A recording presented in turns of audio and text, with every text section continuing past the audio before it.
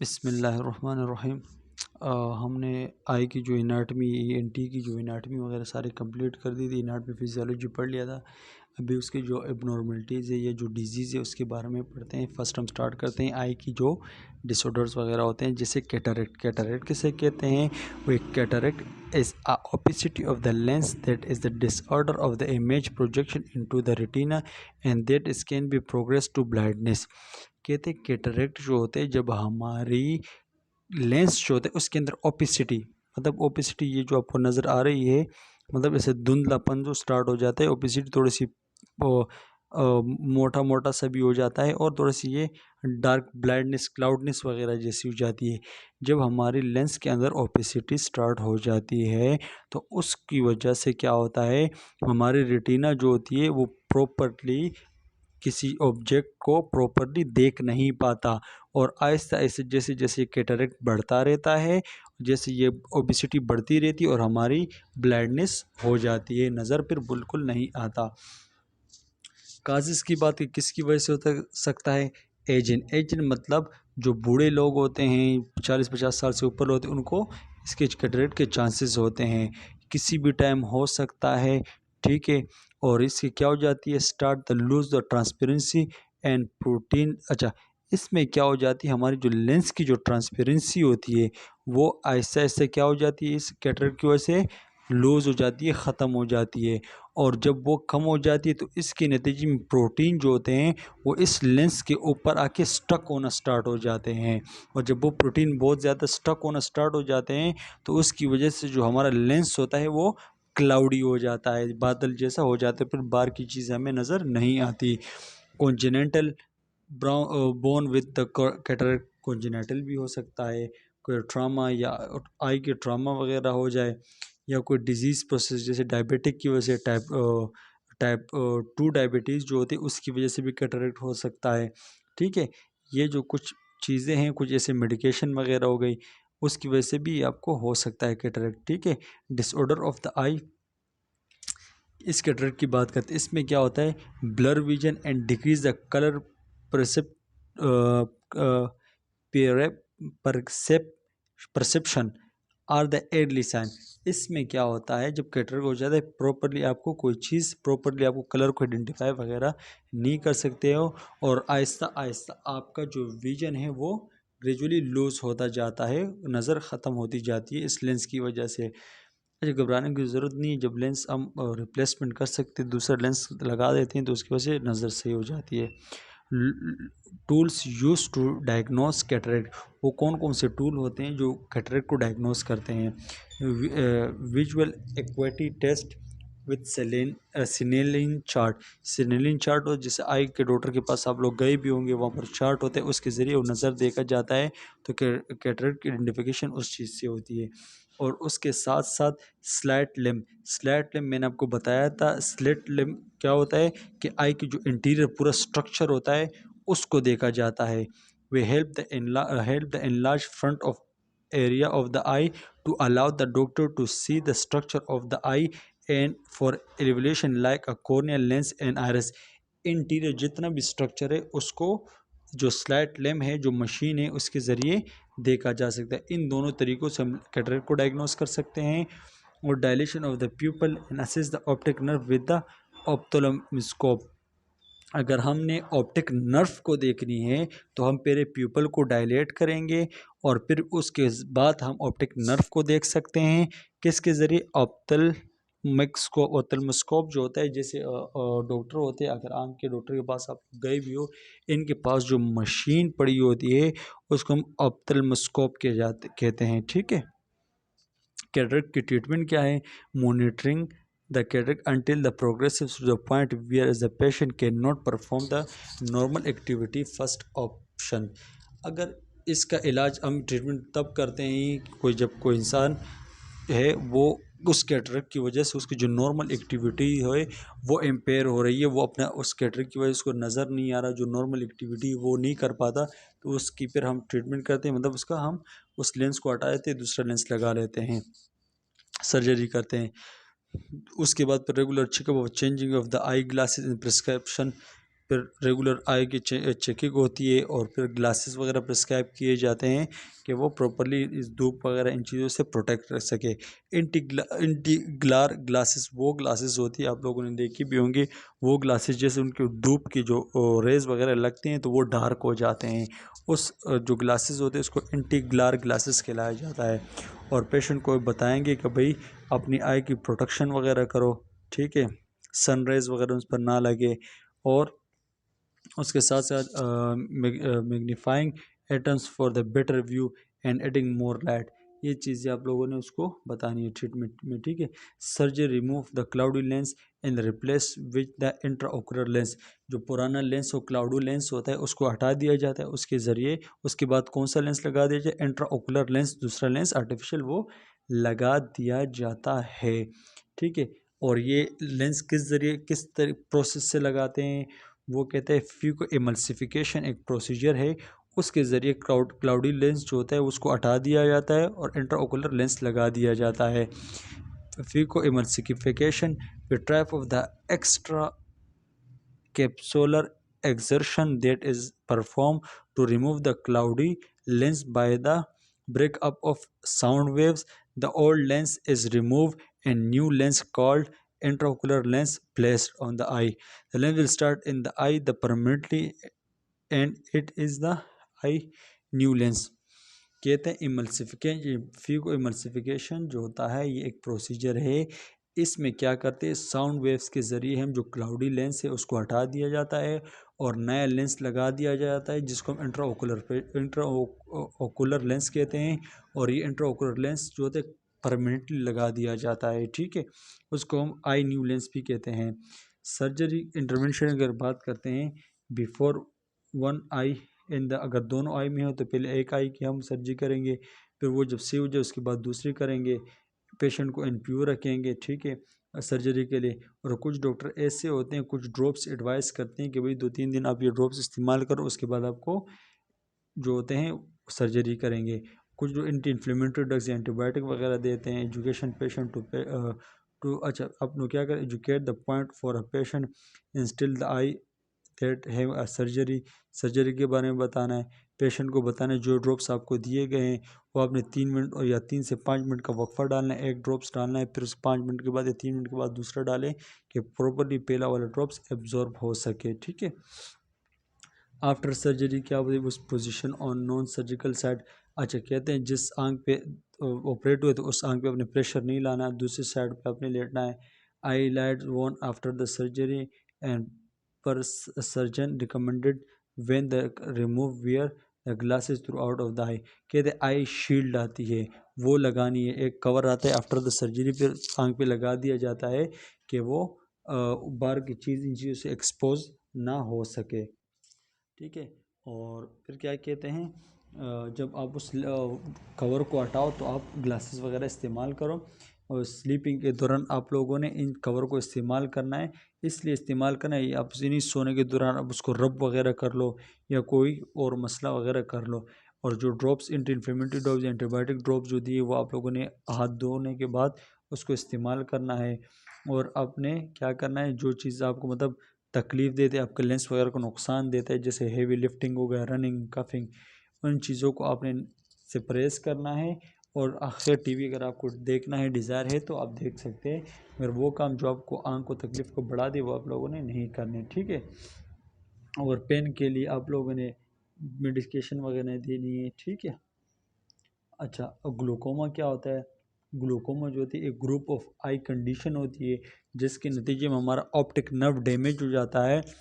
जब हमारा optic nerve damage हो जाता है और हमें दिखाई नहीं देता, हमारी विजन वगैरह लॉस हो जाती है, तो इस कंडीशन को हम ग्लूकोमा कहते हैं। और glaucoma often associated with the elevate of the intraocular pressure but normal tension glaucoma also exists।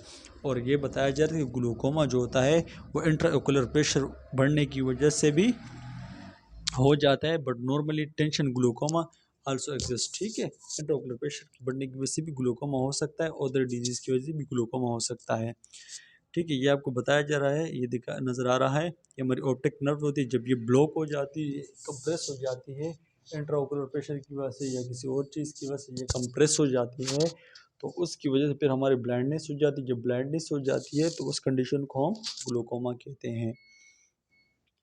Types of glaucoma की अगर हम बात करते हैं, एक प्राइमरी ओपन एंगल ग्लूकोमा, दूसरा होता है एंगल क्लोजर ग्लूकोमा, तीसरा होता है नॉर्मल टेंशन ग्लूकोमा। ठीक है, कहता है ये प्राइमरी ओपन एंगल ग्लूकोमा जो होता है ये मोस्ट कॉमन होता है।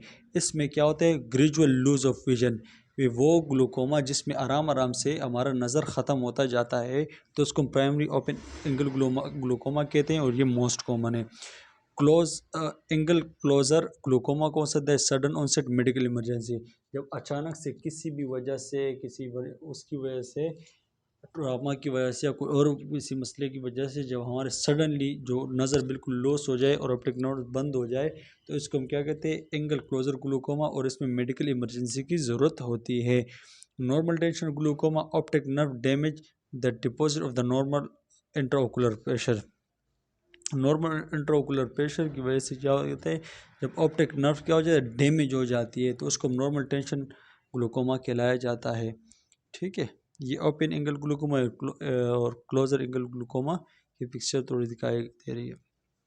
असेसमेंट की बात करें, early sign of including the dimension of the accommodation and the increase the intraocular pressure.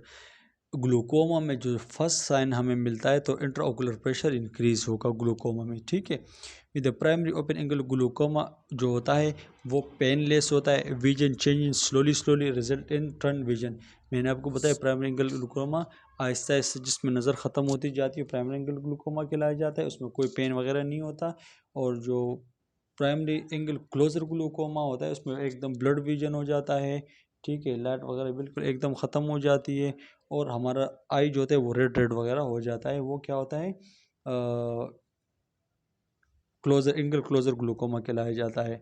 Diagnostic test की बात टोनोमेट्री के जरिए मैंने आपको बताया था, टोनोमेट्री में क्या दिया जाता है, आई का पूरा इंट्राओकुलर स्ट्रक्चर देखा जाता है उसके अंदर, और वो टोनोमेट्री उसके इंट्राओकुलर प्रेशर को भी देखी जाती है। ठीक है, सॉरी, टोनोमेट्री में हम इंट्राओकुलर प्रेशर को देखते हैं और पोटेंशियल ग्लूकोमा को डायग्नोस करने के लिए टोनोमेट्री टेस्ट किया जाता है। मेडिकल मैनेजमेंट की अगर हम बात करें, topical medication to low intraocular pressure को कम करने के लिए हम मेडिसिन देते हैं, जैसे बीटा ब्लॉकर हो गया, प्रोस्टाग्लैंडिन एनालॉग्स हो गए, ये क्या करते हैं, इंट्राओकुलर प्रेशर को कम करते हैं।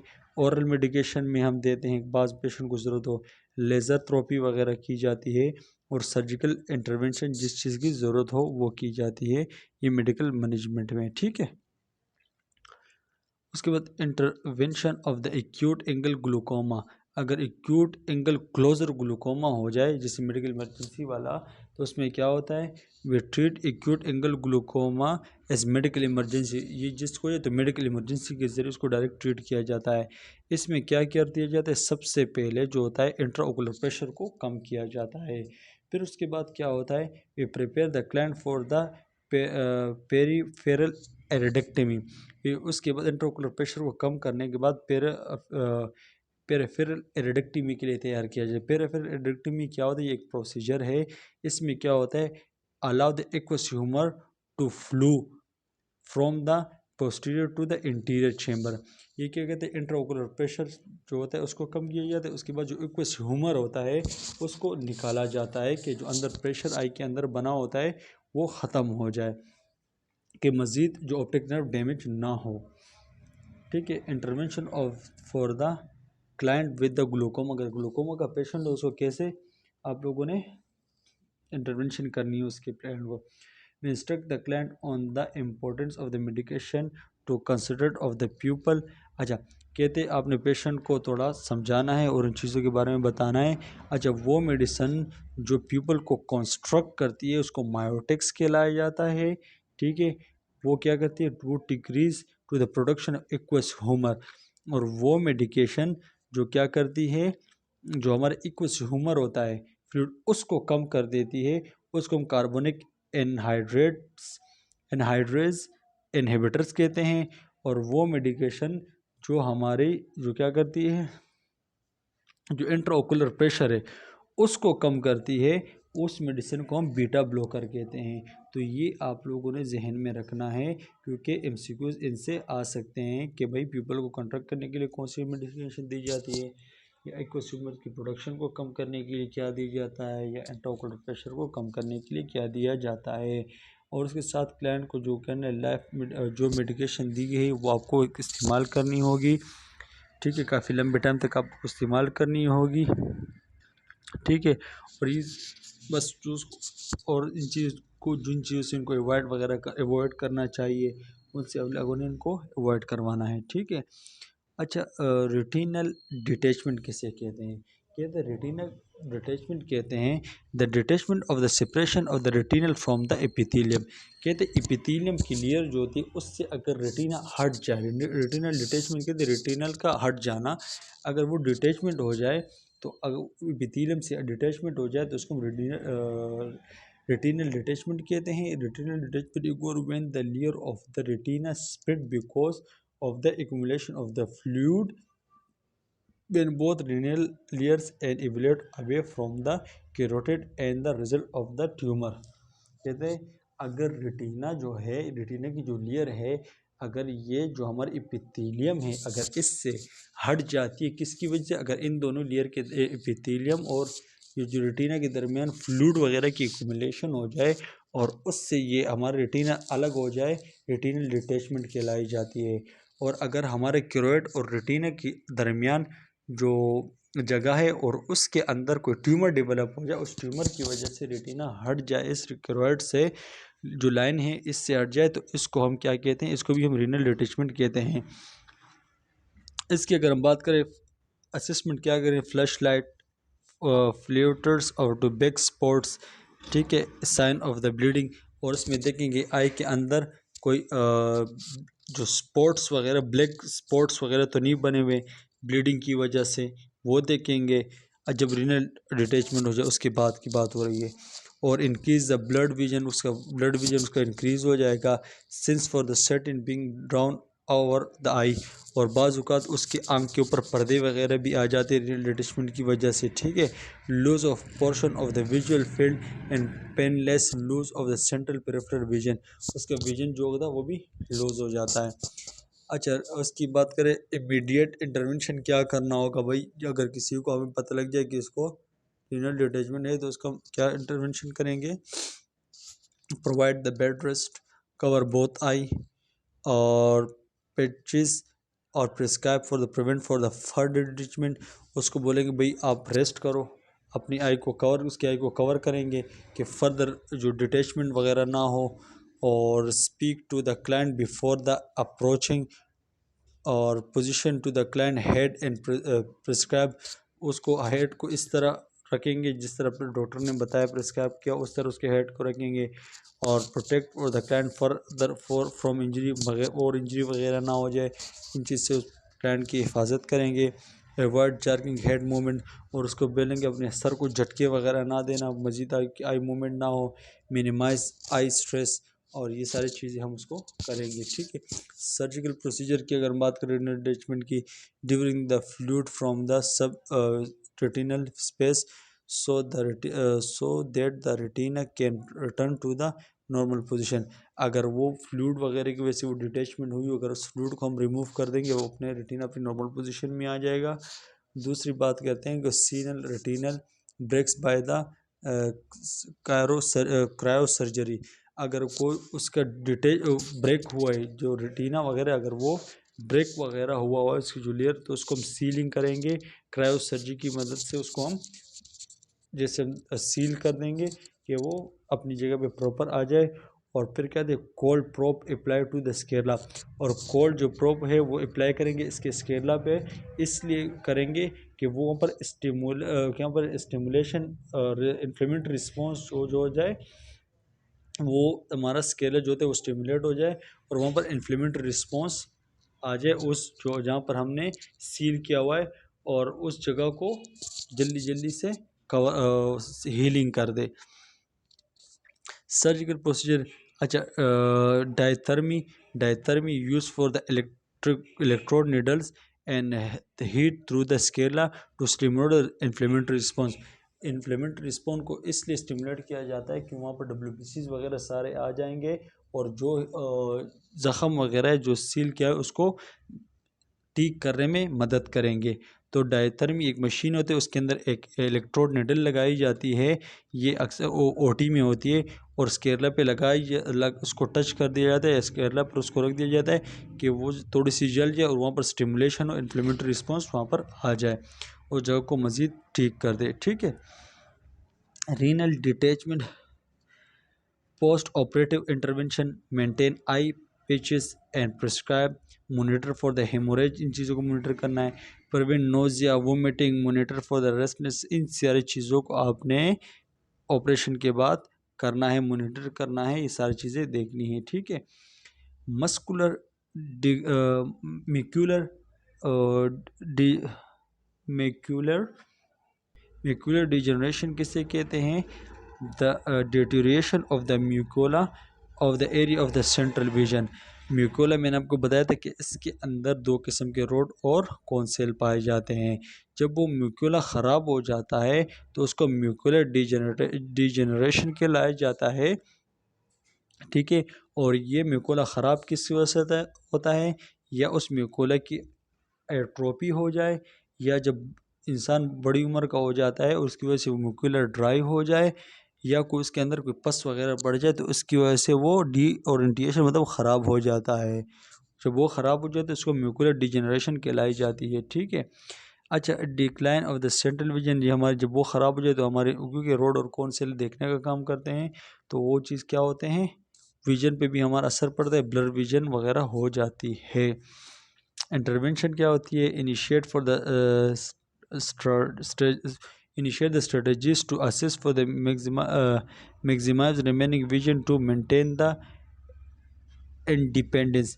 और हम क्या करते हैं, जितना विजन लूज़ हो गए वो तो ठीक है, मगर मज़ीद जो विजन बाकी है उसको लूज़ होने से बचाएंगे। ठीक है। लेज़र थेरेपी, फोटोडायनेमिक थेरेपी या अदर थेरेपी में भी prescribe seal the leaking blood vessel in the near of the macula. ये जो थेरेपीज़ वगैरह बताएगी, ये थेरेपीज़ कोई भी थेरेपीज़ में यूज़ करेंगे, और जो इस म्यूकुला के सराउंडिंग में जो जगह है जहाँ पर ब्लड वेसल लीक वगैरह हो तो उस लीक को कवर कर दिया जाए कि मज़ीद जो विजन है वो लूज़ ना हो जाए। Ocular melanoma, ocular melanoma cancer को कहते हैं। ठीक है। आँख के अंदर कोई कौन सा ट्यूमर वगैरह डेवलप हो जाए उसको ओकुलर मेलानोमा कहलाया जाता है, और ये कोई मिलिग्नेंट ट्यूमर वगैरह डेवलप हो जाए, और ये मोस्ट कॉमन एडल्ट के अंदर हो सकता है। ठीक है। Tumour usually found in the uveal tract can spread easily because of the reach of blood vessel. और आँख के अंदर जो मेलानोमा होता है या ट्यूमर डेवलप होता है वो ज़्यादातर कहाँ पर, हमारा यूवेला किसे देते हैं, हमारी जो सेकंड लेयर होती है वेस्कुलर, उसको हम यूवेला ट्रैक्ट भी कहते हैं।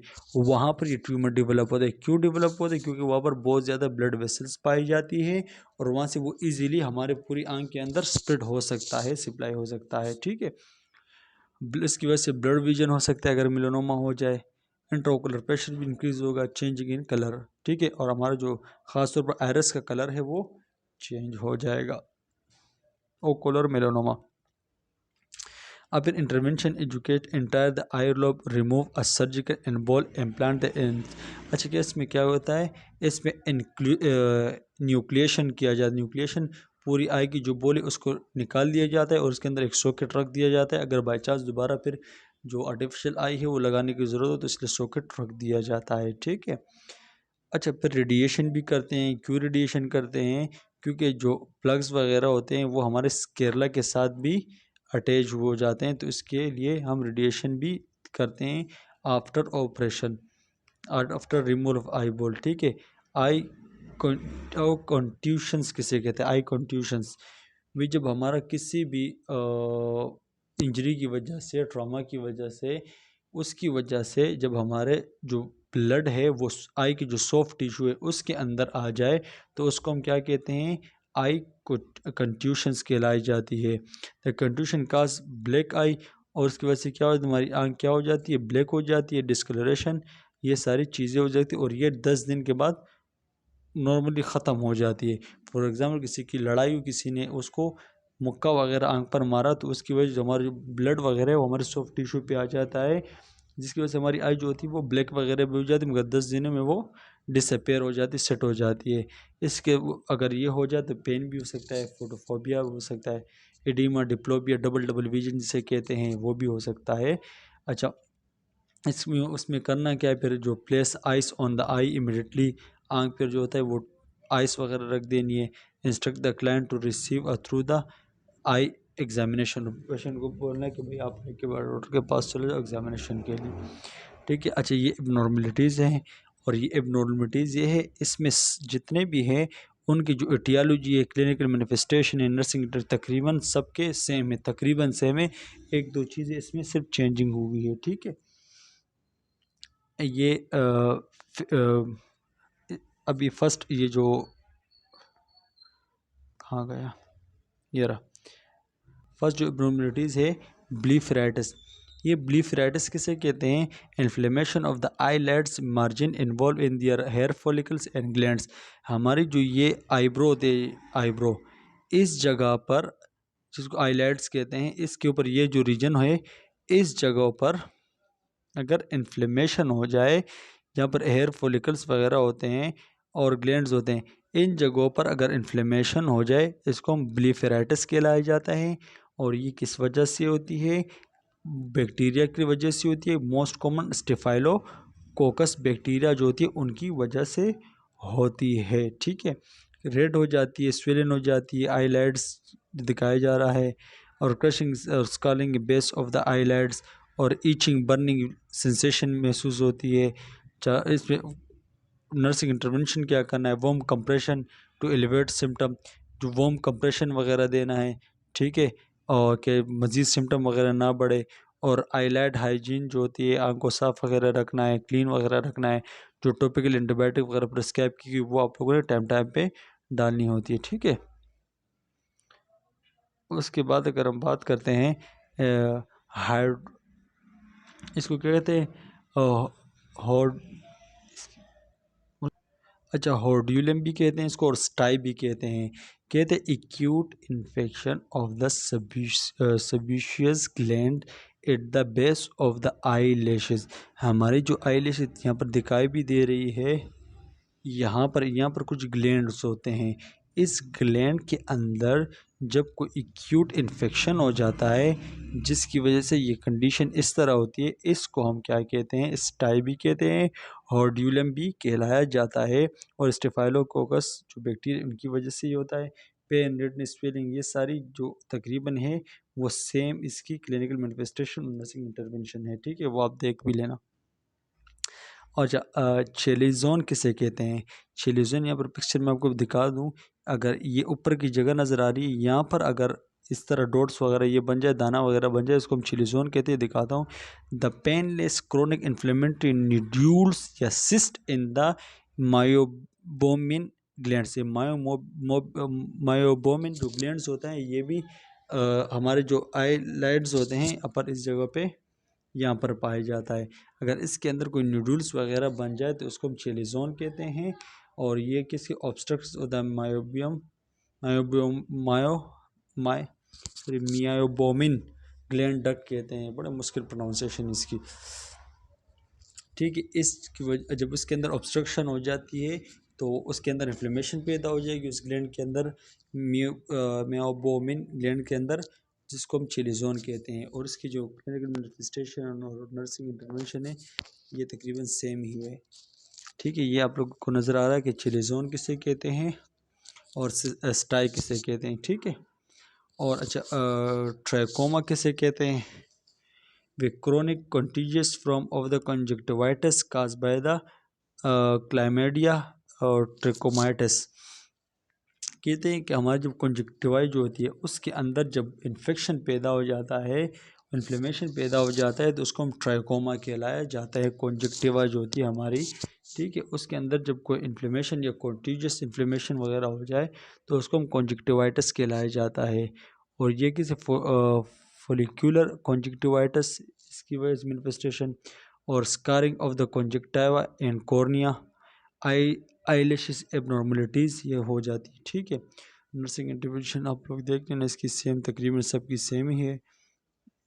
अभी एट डिसऑर्डर की अगर हम बात करते हैं, एट डिसऑर्डर ख़त्म हो गया। एट डिसऑर्डर की अगर हम बात करते हैं ये क्या diagnostic test for the air?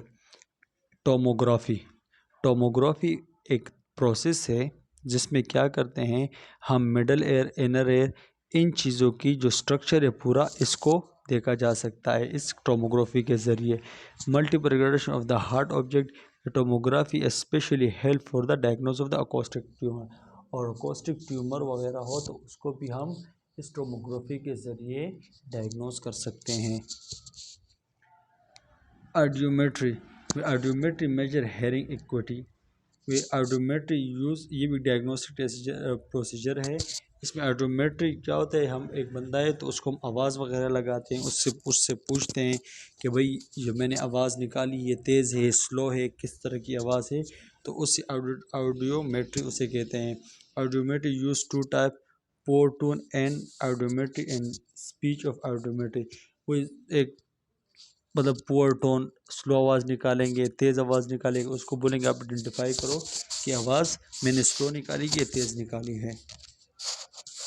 अच्छा, ये कंडक्टिव हेयरिंग लॉस किसे कहते हैं? वे एक और when a sound waves are block to the inner ear fibers because of the external and middle ear disorder. External and middle ear disorder की वजह से अगर हमारे जो इनर एयर में एयर साउंड वेव्स आ रहा है वो ब्लॉक हो जाए तो हेयरिंग लॉस हो, क्योंकि जब बाहर से एयर साउंड ही अंदर नहीं जाएंगे तो कोक्लिया जो होती है वो डिटेक्ट किस चीज़ को करेगी, जब वो डिटेक्ट ही नहीं करे, साउंड वेव्स ही नहीं आएंगे तो हेयर लॉस हो जाएगा। उस कंडीशन को हेयर लॉस कहते हैं। Is a pathological process of the inner ear of the sensory fiber that lead to cerebral cortex. ठीक है, एक उसी पैथोलॉजिकल जो प्रोसेस है, पैथोलॉजिकल प्रोसेस है जिसके इनर एयर जो होते हैं वो सेंसरी फाइबर जो होते हैं वो लीड टू सेरेब्रल कॉर्टेक्स। जब वो प्रॉपरली नहीं होंगे, क्योंकि हमारे सेंसरी फाइबर्स होते हैं, सेंसरी हेयर सेल होते हैं, वो हमारे जो भी साउंड वेव्स होते हैं उसको लेके जाते हैं सेरेब्रल कॉर्टेक्स पर, वहाँ पर इंटरप्रेट होती है, वापस पे रिप्लाई आता है। एक्सटर्नल ओटाइटिस किसे कहते हैं? External otitis is the infective, inflammatory, or allergic response involve the structure of the external auditory canal या auricles, या हमारा एक्सटर्नल ऑडिटरी कैनाल्स या मिडल एयर, इनके अंदर जब कोई इन्फ्लेमेशन हो जाता है एलर्जिक रिस्पॉन्स की वजह से तो उसको हम एक्सटर्नल ओटाइटिस कहलाया जाता है। इसमें पेन भी होता है, इचिंग भी होती है, plugs feeling like in the air, कोई प्लग्स पस वगैरह जो प्लग्स वगैरह हो जाते हैं वो भी बन जाते हैं, रेडनेस, एडिमा, ये सारी चीज़ें हो जाती है। ठीक है। अच्छा, इंटरवेंशन की बात करें, apply heat locally for 20 minutes there 3 time a day, encourage rest to the assist to the reducing pain, administer the antibiotics, corticosteroid prescribe, ये सारी चीज़ें आप लोगों ने इसके लिए दी थी, मतलब एंटीबायोटिक देनी है, पेन को कम करने के लिए मेडिकेशन वगैरह देनी है। अच्छा, अब ये नेक्स्ट डिजीज़ है। जब मैनर्स डिजीज़ किसे कहते हैं Meniere's disease is a chronic disorder that inner ear characterized by the recurrent episodes of the vertigo hearing loss. कहते हैं ये इनर एयर जो होती है उसका डिसऑर्डर है। ये मैनर्स डिजीज़ जो होती है इनर एयर का डिसऑर्डर है, इसमें क्या होता है हमारे हेयरिंग लॉस वगैरह हो जाती है। जब हमारी इनर एयर की हेयरिंग वगैरह लॉस हो जाती है उसको मैनर्स डिजीज़ कहलाए जाते हैं। ठीक है। अच्छा, ये साइन एंड सिम्टम की बात कर रहे हैं। जब जो इनर एयर होगा वो हेयरिंग लॉस हो जाएगी तो सिक्स साइन सिम्टम क्या होगा? वर्टिगो होगा। वर्टिगो किसे कहते हैं? Sudden and severe episodic snipping sensation होना। ठीक है, सडन या अचानक से सीवियर एपिसोडिक स्निपिंग सेंसेशन महसूस होना, often accompanied by the nausea and vomiting भी उसके साथ होती है, उसको वर्टिगो कहते हैं। Hearing loss we fluctuating usually starting with a low frequency sound. इसमें क्या होता है हेयरिंग लॉस किसे कहते हैं? या फ्लक्चुअली, कभी आवाज़ आना कभी ना आना, या स्टार्टिंग में लो फ्रिक्वेंसी साउंड सुनाई देना, उसको हम हेयरिंग लॉस कहते हैं। और टेनाइटिस किसे कहते हैं? रिंगिंग या बजिंग या रॉयरिंग साउंड, इस तरह को साउंड वगैरह हमें सुनाई देना, रिंगिंग या जैसे मोबाइल के टून रिंगिंग वगैरह साउंड या बजिंग साउंड जब सुनाई देता है और जो हमारे एयर पर इफेक्ट करता है उसको हम टेनाइटिस कहलाया जाता है। एरुलर फुलफिलनेस किसे कहते हैं, फीलिंग ऑफ द प्रेशर और ये फुलनेस इन द एयर, हमारे कान के अंदर या पे सब भारीपन महसूस होना या फुलनेस या प्रेशर महसूस होना, उसको हम कहते हैं एरुलर फुलनेस कहलाई जाती है। ठीक है, और यहाँ पर ये अल्हम्दुलिल्लाह ख़त्म हो गई एचएम के जितने भी टॉपिक तमाम हमारे कंप्लीट हो गए। Best of luck guys.